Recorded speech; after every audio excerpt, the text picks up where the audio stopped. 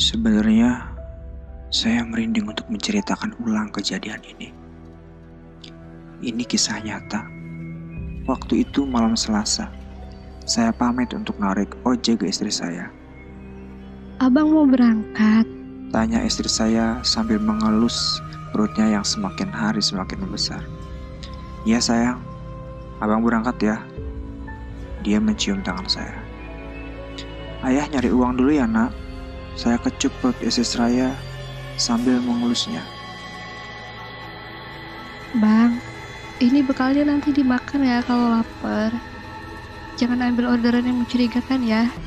Hindari zona merah yang banyak begalnya. Pokoknya kamu harus hati-hati. Iya sayang, doakan abang ya. Saya sangat mencintainya. Dia adalah wanita sempurna bagi hidup saya. Orangnya perhatian, cantik, kulitnya putih, punya lesung pipi di sebelah kiri, perawakannya langsing, dan yang paling penting, dia sangat setia menemani saya dalam susah dan senang. Saya panaskan motor beberapa menit, merapatkan resleting jaket, mengikat erat tas kecil berisi makanan di bagian depan, mengunci tali helm, dan meluncur ke tengah jalan raya yang mulai lengang. Sampai jam 10 malam, saya sudah menyelesaikan 6 orderan. Semuanya jarak dekat. Terlintas dalam benak untuk mengambil perjalanan jarak jauh, agar cepat dapat uang banyak. Jadi, sambil menunggu orderan masuk, saya istirahat di pinggiran gedung daerah Kuningan.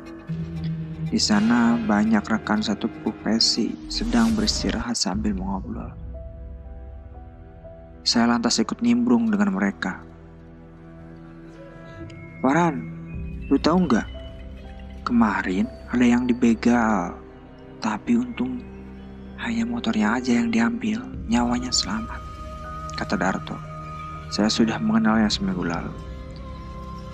Wah, kejadian lagi ya. Sadis banget ya, balas saya. Iya, hati-hati kalau ambil orderan guys, sambung Dani yang sambil sibuk main game online. Saya memesan kopi pada tukang kopi sepeda keliling, menyeruput sedikit demi sedikit. Iya bang, kalau nasib kita lagi apes nih ya, mendingan kasih aja motornya lah, asalkan kita nggak dibunuh, kata saya sambil mengusap sisa ampas kopi di bagian atas bibir saya. Semoga aja kita nggak ngalamin ya, lanjut Darto. Belum sempat saya habiskan kopi, tiba-tiba sebuah orderan masuk. Pemesannya bernama Diana. Sepertinya dia pekerja kantoran. Lokasi jemputnya tidak jauh dari tempat saya beristirahat. Buru-buru saya pamit dan berangkat ke titik jemput.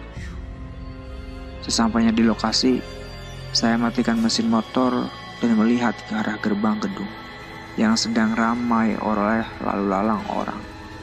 Saya melayangkan senyuman ramah kepada Pasatpam yang sedang berjaga. Ia balas dengan anggukan kepala.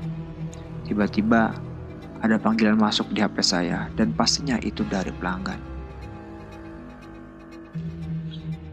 Oh ya mbak, saya udah di depan gedung ya. Saya angkat telepon darinya. Oh, iya pak, tunggu ya. Saya baru turun nih. Siap mbak.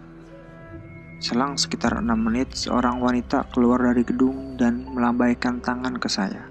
Lantas, saya balas dengan mengangkat tangan kiri sambil memberikan acungan jempol. Ia mendekat sambil tersenyum. Aroma parfumnya menguar sangat wangi dan membuat tenang. Saya yakin ini parfum mahal. Wanita itu mengenakan rok kerja selutut, kemeja putih, dan jas abu-abu. Lengkap dengan tas branded yang ia jinjing. Rambutnya tergerai indah sepunggung. Dari penampilannya itu, saya yakin kalau wanita ini adalah orang kaya. Udah nunggu lama ya mas? Sapanya sambil tersenyum. Oh, enggak kok mbak. Duh, maaf ya. Tadi bosku malah ngajak ngobrol sebentar. Dia mengenakan helm dan mengunci talinya. Gak apa-apa mbak, selama gak di-cancel, semua aman kok. Oke mas, udah tahu kan kita lewat mana? Ini ke arah Kemang kan ya? Tanya saya memastikan. Iya mas, bener. Di perjalanan, dia aktif sekali mengobrol semua hal. Urusan kantor, keluarga, sampai kekasihnya. Dari wajahnya, maka saya dapat memperkirakan kalau wanita ini baru berumur kisaran 21 atau 23. Masih sangat muda. Sesekali saya menimpal pembicaraannya agar terkesan ramah. Sesampainya di tujuan, saya melihat sebuah rumah mewah bertingkat dengan pagar mewah. Ternyata benar saja kalau wanita ini adalah orang kaya. Aduh mas, aku nggak bawa cash. Aku masuk dulu ya ke rumah, mau minta uang ke ayahku. Mas tunggu di sini aja ya, jangan kemana-mana. Dia masuk ke dalam rumah itu sambil menunggu kembali. Saya main game online. Tetapi setelah 20 menit wanita itu tidak kunjung muncul. Jangan-jangan saya dibohongi. Bahkan sampai setengah jam saya menunggu di luar tak kunjung muncul juga. Akhirnya saya memberanikan diri untuk mengetuk pintu pagar rumah itu.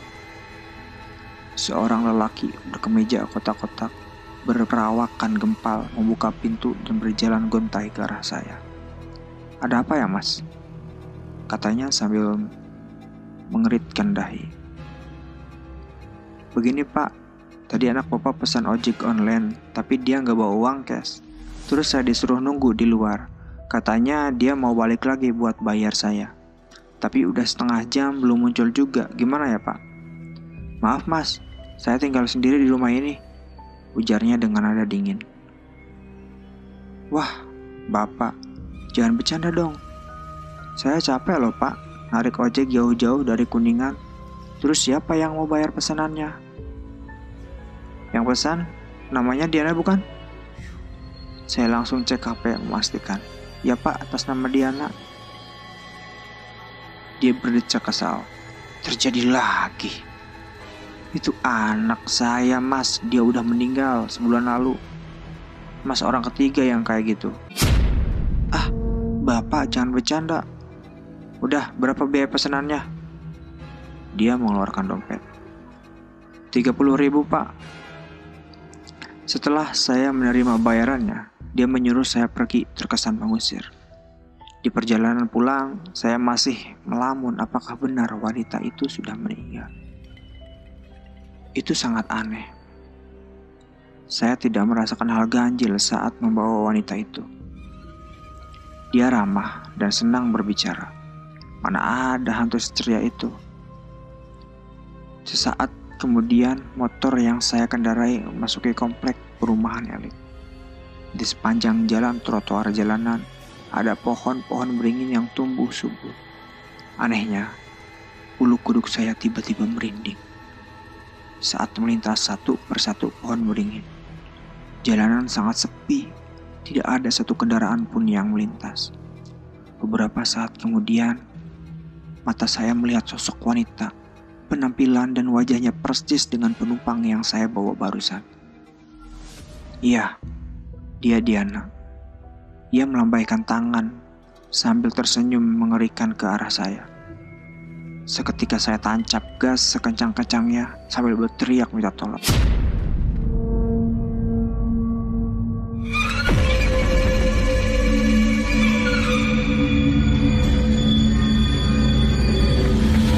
Itulah pengalaman mistis saya saat tarik ojek online. Semoga Anda terhibur.